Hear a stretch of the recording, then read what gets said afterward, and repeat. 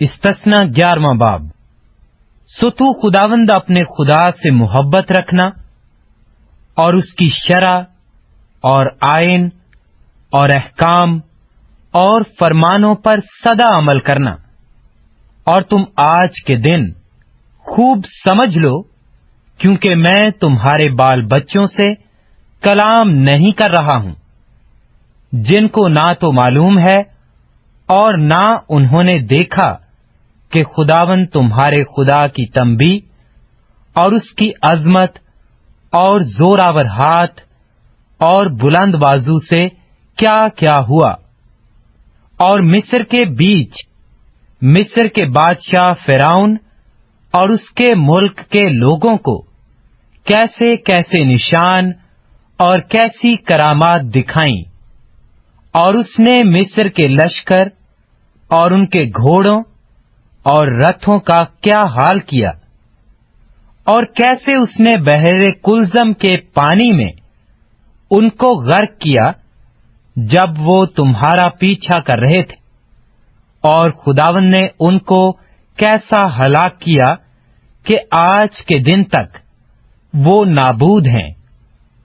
اور تمہارے اس جگہ پہنچنے تک اس نے بیابان میں تم سے کیا کیا کیا، اور داتن اور ابریام کا جو الیاب بن روبن کے بیٹے تھے کیا حال بنایا کہ سب اسرائیلیوں کے سامنے زمین نے اپنا منہ پسار کر ان کو اور ان کے گھرانوں اور خیموں اور ہر ذی نفس کو جو ان کے ساتھ تھا نگل لیا۔ پر خداوند کے دن ان سب بڑے بڑے کاموں کو تم نے اپنی آنکھوں سے دیکھا ہے، اس لیے ان سب حکموں کو جو آج میں تم کو دیتا ہوں تم ماننا، تاکہ تم مضبوط ہو کر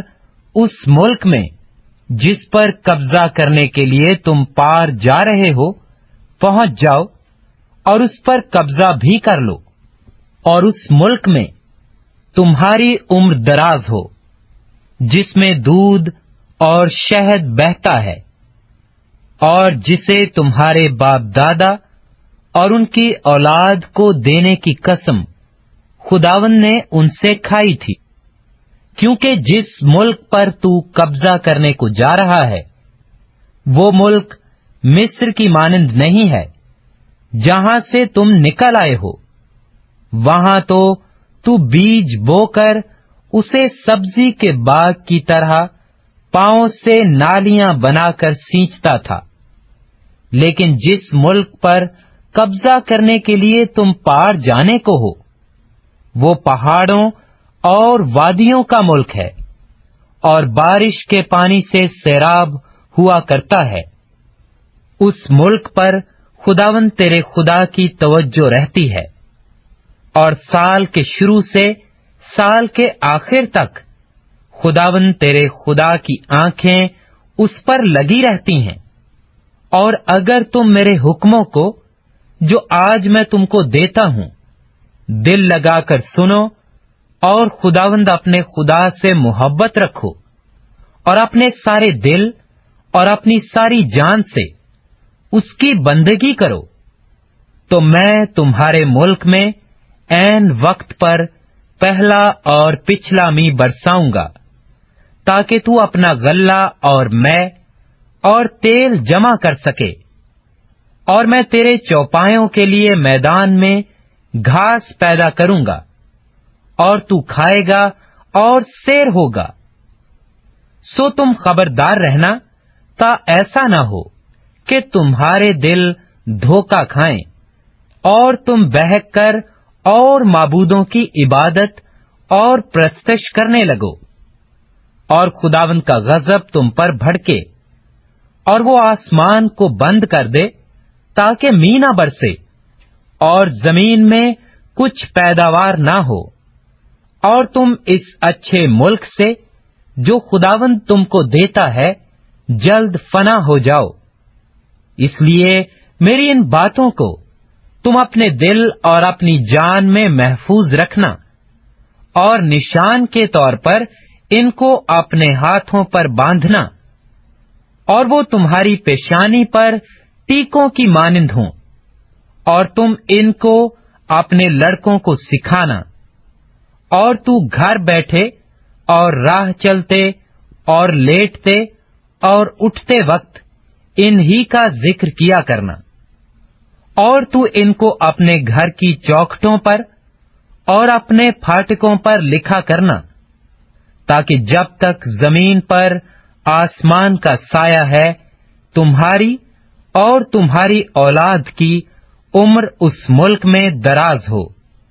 जिसको खुदावंद ने तुम्हारे बाप दादा को देने की कसम उनसे खाई थी।